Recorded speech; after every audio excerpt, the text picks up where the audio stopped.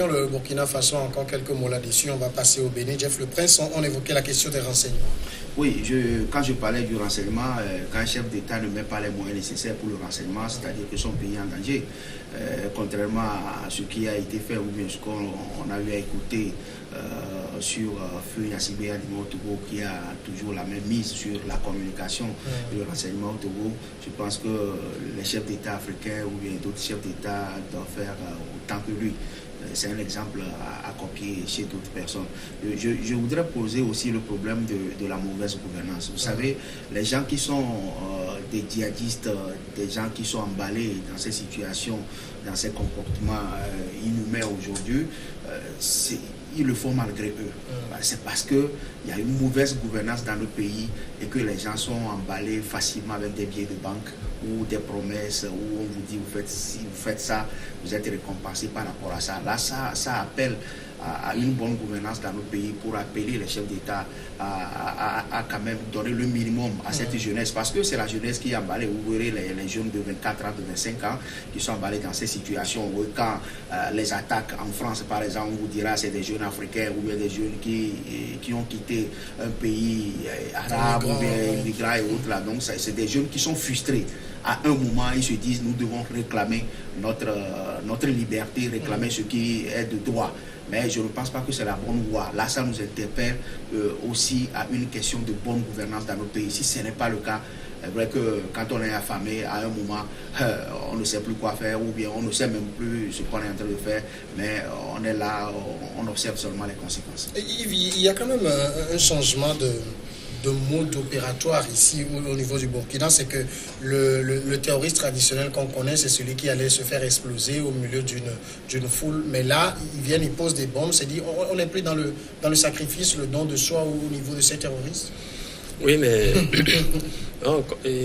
ouais, les armées se modernisent et les djihadistes, les terroristes aussi, dans leur mode opératoire, sont en train de se moderniser, de réfléchir pour adapter à la situation.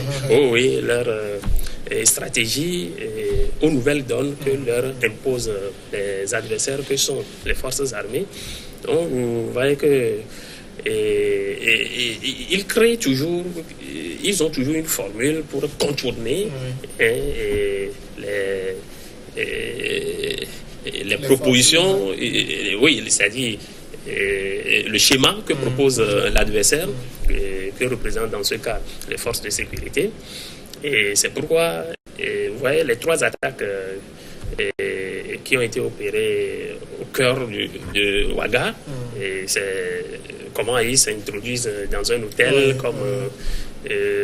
comme ils étaient des touristes, et puis entre-temps ils posent une bombe et vite fait les dégâts sont à constater. Donc c'est ça, aujourd'hui ces terroristes, il faut craindre le pire parce que le mode opératoire se modernise, et si aujourd'hui ils sont arrivés à réfléchir à comment fabriquer des explosifs avec des matières, de petites matières. Des choses, on peut les trouver sur Internet. C'est dit, on peut aller sur Internet et puis surfer, savoir comment faire un explosif. Oui, bien sûr. Donc, ils sont à la pointe de la technologie. Donc ça pose un véritable problème pour les forces de sécurité. Mais je crois que dans le cas du Burkina, il faut revoir un peu les réclamations portées par ces terroristes. Et ces réclamations, ils ont des réclamations. Elles portent essentiellement sur les Français. Et ils veulent que dans la région, que les bases françaises puissent disparaître. Et dans les écoles au Burkina, que le français ne soit plus enseigné, qu'on puisse islamiser l'enseignement et autres là. Donc, et vous voyez qu'au cœur de leur réclamation, c'est la France, c'est la France, c'est la France. Bon, maintenant, moi, quand je pousse la réflexion un peu plus loin, pourquoi au moment, je l'ai déjà dit, au moment de Blaise Compaoré, il avait une formule pour les maîtriser. Bon, maintenant, le départ de Blaise Compaoré serait-ce que, puisque les djihadistes là étaient entre-temps des alliés de Blaise Compaoré, ces terroristes-là considéreraient-ils le départ de Blaise Compaoré comme un fait provoqué par les Français, et ils sont en train de venger leur allié, leur protégé, entre-temps, qui a cédé le pouvoir. Bon, donc c'est moi la réflexion que je mène sur la question. Mais je crois que, comme Jeff l'a dit, il y a quelque chose de fondamental. Et la misère, le chômage et la misère sont le terreau du terrorisme. Et il va falloir que dans nos États, en Afrique, que la bonne gouvernance soit érigée en un système partagé par tous les États. Le second sujet, c'est le Bénin. L'opposant Ajavon sera de nouveau jugé pour trafic de drogue. L'opposant et homme d'affaires Sébastien Ajavon sera donc à nouveau jugé par un tribunal spécial dans une affaire de trafic de drogue pour laquelle il avait été relaxé il y a 2 ans. Le prévenu absent était représenté par 10 avocats qui ont dénoncé des violations flagrantes de ses droits devant la Cour de répression des infractions économiques et du terrorisme. Et tout récemment, Sébastien Ajavon a été convoqué moins d'1 semaine avant l'audience pour affaire le concernant sans qu'il lui soit notifié qu'il devrait comparaître en tant que témoin ou inculpé selon la convocation qui lui a été adressée. Jeff, on sait qu'en droit, il y a un principe très clair. On ne juge pas 2 fois la même affaire, mais le Bénin semble créer une jurisprudence en la matière. Est-ce que le Bénin est en train de créer une jurisprudence? Je pense que le Bénin est un État souverain. C'est vrai qu'au-delà de tout ce qu'on dira, on peut apprécier tout ce qui se fait, mais au même moment, il y a un problème de droit qui se pose. Moi, je dis, c'est une histoire debout avec cette histoire de Sébastien Ajavon et Talon. Vous connaissez un peu l'histoire de Ajavon et Talon. Talon et Ajavon qui est le troisième lors de la dernière présidentielle, au premier tour, et il a donné sa bénédiction à Talon pour que Talon soit président aujourd'hui. La politique en réalité elle est ingrate. C'est-à-dire que vous avez besoin de quelqu'un à un moment donné. Mais là, c'est allé très vite. Oui. Vous savez, la scène se dessine au même moment où vous voyez la relation entre Talon et l'autre Yahi Boni à l'époque. Si je me rappelle, il y a une histoire d'un médecin de Yahi Boni qu'on avait accusé de pouvoir l'empoisonner. Tentative d'empoisonnement. C'est ce qui a valu l'exil de Talon. Ah, voilà. Donc tout cela, ça veut dire que l'histoire se répète au Bénin. Et là, comme je le disais, la politique c'est comme ça. Vous avez besoin de quelqu'un en un temps T. Après l'avoir utilisé, vous lui tournez le dos. C'est ce que je suis en train de voir au Bénin. Mais vous savez, je ne veux pas dépenser les événements. Nous attendons le jugement quand il va comparaître pour qu'on le juge. Et là, on va se prononcer sur cette affaire. Germain Oui, Germain, on a un des avocats d'Ajavon dit comment peut-on convoquer les mêmes gens pour les mêmes faits? Oui, je crois que le droit est complexe. Ici, on peut canaliser superficiellement les choses parce que cette cour, justement, c'est une cour spécialisée qui vient d'être créée. Pour connaître. Donc qui vient d'être créée, qui a pris fonction seulement en août. En août. Bon. Le 27 août. Oui, donc cette cour estime qu'elle est compétente pour connaître de ces cas. Maintenant, est-ce qu'il y a des éléments nouveaux? On n'en sait rien, puisque les avocats, finalement, n'ont pas pu entrer dans le dossier, alors qu'ils avaient le droit quand même si...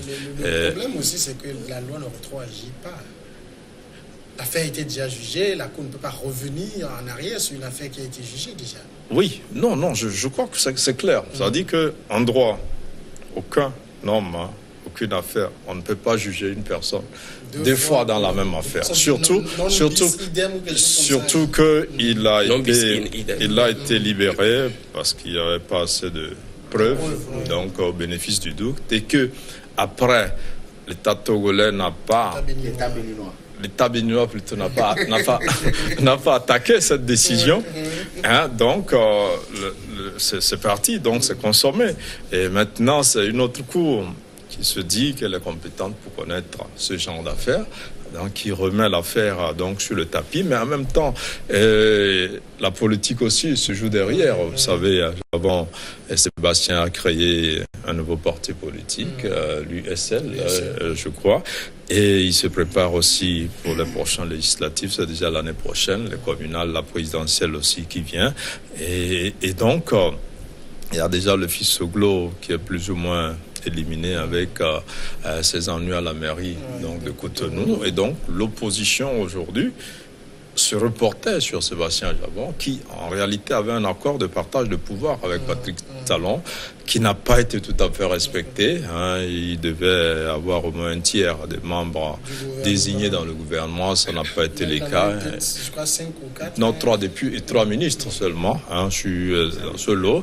Et puis après, je crois que il a assez de devoirs. Il n'y a pas que cette affaire de drogue. Il y a aussi ce problème avec le fiscal, donc où il doit au moins 163-164 milliards à l'État béninois. Et lui aussi revendique aussi auprès de l'État béninois 250 milliards. Alors, il y a beaucoup de sous qui se jouent. Et si on personnalise un peu l'affaire, vu ceux qui ont pu battre Lionel Zissou donc à la dernière élection, ce sont les 2 hommes les plus riches du Bénin. Et aujourd'hui, on comprend que l'argent est le nerf de la guerre, et c'est dans tous les domaines, et qu'avec l'argent, Trump aussi l'a prouvé un peu partout ailleurs, on peut arriver au pouvoir. Donc aujourd'hui, est-ce que tout ça, ce n'est pas pour écarter un prochain candidat influent de l'opposition? En tout cas, c'est ce que le camp de Sébastien Ajavon dit, et tout est mis en place pour le déplumer un peu et l'empêcher donc d'avoir les moyens pour la guerre politique qui s'annonce. Mais en même temps aussi, il faut aussi voir les faits, parce que quand vous prenez le problème de redressement fiscal, les impôts vous diront que c'est le fait. Et c'est pas la première fois que Sébastien Ajavon est redressé. Sous Yahi Boni aussi, il devait une 30aine de milliards à l'État béninois. Et il y a aussi le fait. Et puis Yahi Boni est en train quand même est en train de redresser le pays. C'est vrai que Sébastien Ajavon n'est pas le seul. Il y a assez d'opérateurs économiques, entre guillemets, qui sont en train de quitter le Bénin parce que traqués. Par le pouvoir Talon, il y a plusieurs mesures donc, qui sont en train d'être mises en place. Il y a la transparence qui vient, c'est vrai, mais en même temps, il y a des chasses aux sorcières. On ne peut pas le nier. Donc, c'est aussi un des moyens, le fisc, c'est un des moyens d'agir sur ses adversaires politiques aussi. Non, ce n'est pas un moyen. Quand il y a fraude fiscale, on fait redressement. C'est la loi. Mais on peut ne pas vous le faire si vous êtes dans de bonnes grâces du pouvoir. Donc, le fils dira, le DG des impôts, il dit, c'est ça, on est allé vérifier. Surtout que c'est pas la première fois. Et donc, c'est un mélange de tout. Mais je crois que, quelque part, Ajavon aussi n'a pas su jouer politiquement. Il a fait une alliance avec Patrice Talon. Ils auraient dû continuer par cheminer un bon bout de temps. Mais maintenant, il faut savoir qui a dégainé le premier. Oui, mais quand Talon reproche par exemple à Sébastien Ajavon qu'il dit soutenir le président, mais il finance les syndicats pour contrecarrer le président. Ça, oui, donc il y a tout ça. Donc, vous voyez que c'est une guerre entre 2 hommes, les plus riches du monde, 2 hommes qui étaient pratiquement à l'entrée, à la porte du pouvoir, et l'un a préféré soutenir l'autre. Et les élections s'annoncent avec le projet de révision constitutionnelle qui n'a pas abouti. Donc, Talon probablement va se représenter, et le candidat aujourd'hui qui peut réunir ou redonner du souffle à l'opposition, c'est Sébastien Ajavon. Donc, tout se joue. Yves Gallet, c'est vrai que l'affaire Ajavon aurait pu passer inaperçue, mais là, on est avec l'un des hommes les plus riches, mais aussi un homme politique qui a fait 23% au premier tour, alors que Talon en faisait 24%. Et donc, tout cela mis dans la balance a fait qu'il y a une senteur politique dans l'affaire. Oh, oui, bien sûr. Il ne faut pas se voiler la face. Et cette affaire est purement politique, parce que... Bon, d'abord, quand j'enlève le caractère politique de la chose et je me fixe sur les considérations juridiques, je dis que c'est un scandale ce qui se passe au Bénin. Il faut déplorer d'entrée l'instrumentalisation de la justice à des fins politiques. À un moment donné, on a cru que le Bénin est en train d'émerger au niveau de l'Afrique occidentale en termes d'indépendance de la magistrature, parce qu'il y a certains magistrats qui se sont vraiment affirmés, indépendants, et surtout à l'ère Yahi Boni, qui ont tenu tête à l'exécutif. Il y a un même qui, entre-temps, s'était exilé aux États-Unis. Donc, on croyait que la magistrature était vraiment indépendante au Bénin. Mais avec cette affaire de Adjavon-Sébastien, on se rend compte que non, effectivement, il y a le politique qui est en train d'agir sur la justice, et c'est malheureux parce que, en prenant cette affaire particulièrement, il faut dire que Sébastien Adjavon a été jugé il y a 2 ans. Il a été poursuivi et jugé pour les mêmes faits. Et il y avait un jugement. En réalité, un jugement vient mettre un terme définitif à un litige. Et quand on prononce un jugement et il n'y a pas eu un appel, aucune procédure d'appel n'est engagée, ça veut dire que cette décision acquiert l'autorité de la chose jugée. Et l'autorité de la chose jugée, c'est cette impossibilité, ça désigne cette impossibilité à ne plus jamais revenir judiciairement sur une affaire précédemment jugée. C'est un principe sacro-saint. Et c'est fondé sur la règle que tu citais entre-temps, non bis in idem, pas 2 fois pour la même affaire. Et c'est un principe universel. Bon, maintenant, 2 ans après, on ressuscite cette affaire et le prévenu est convoqué. Et d'abord, on ne lui signifie pas le chef d'accusation. On ne sait pas s'il doit comparaître comme un témoin ou bien un inculpé. Il envoie ses avocats.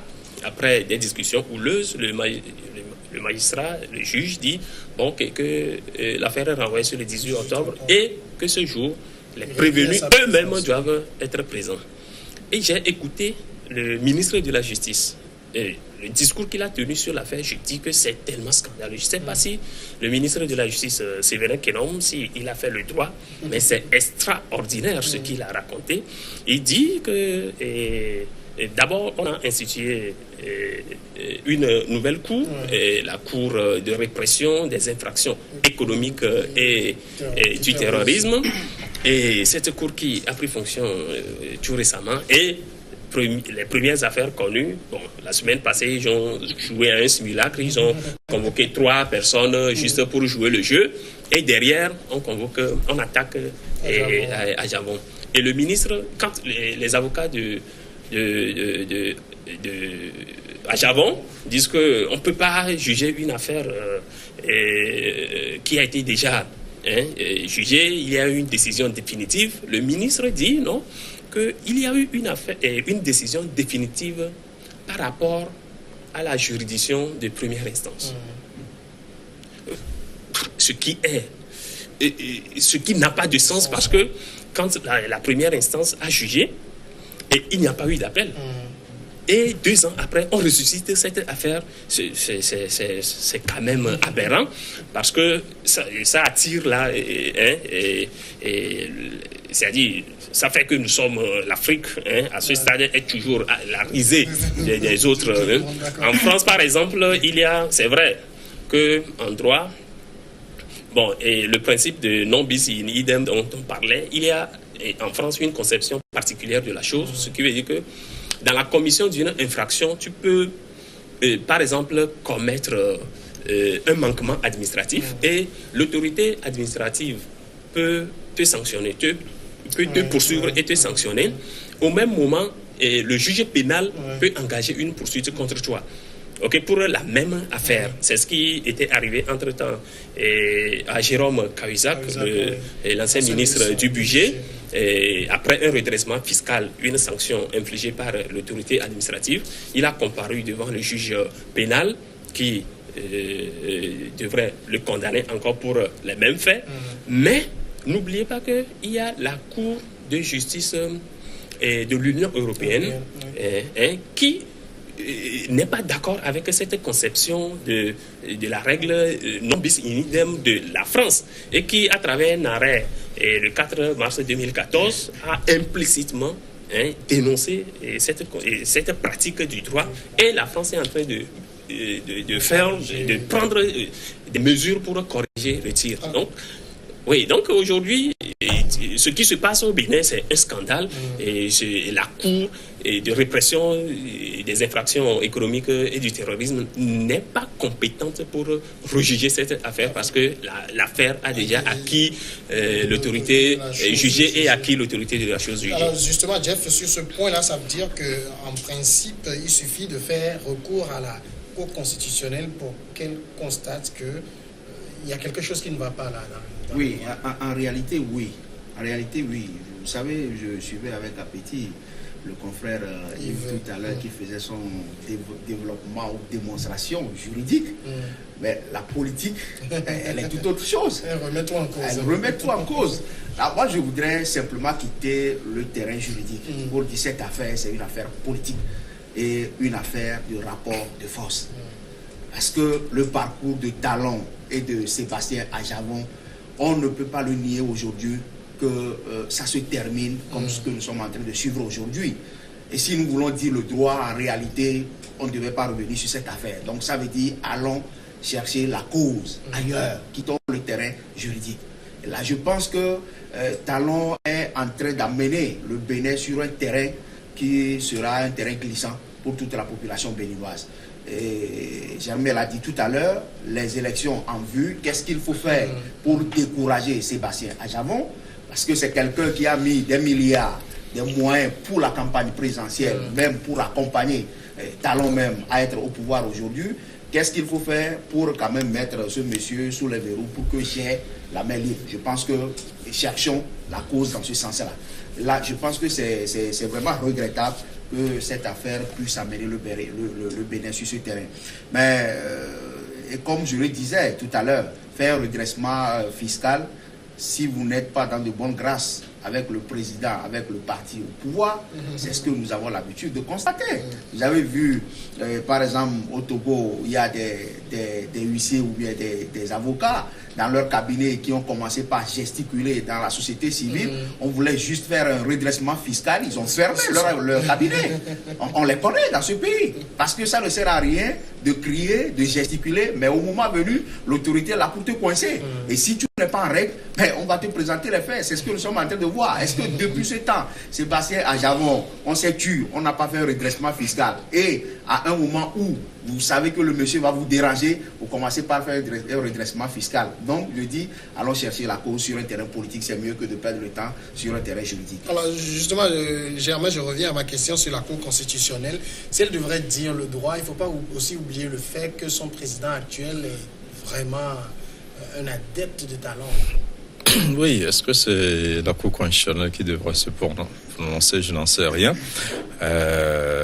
Peut-être après, il y a un conflit de compétences où il y a une nouvelle juridiction qui se donne beaucoup plus de compétences qu'elle en a. Je ne sais pas quelle est la loi donc, qui a mis en place cette Cour de répression des infractions économiques et du terrorisme.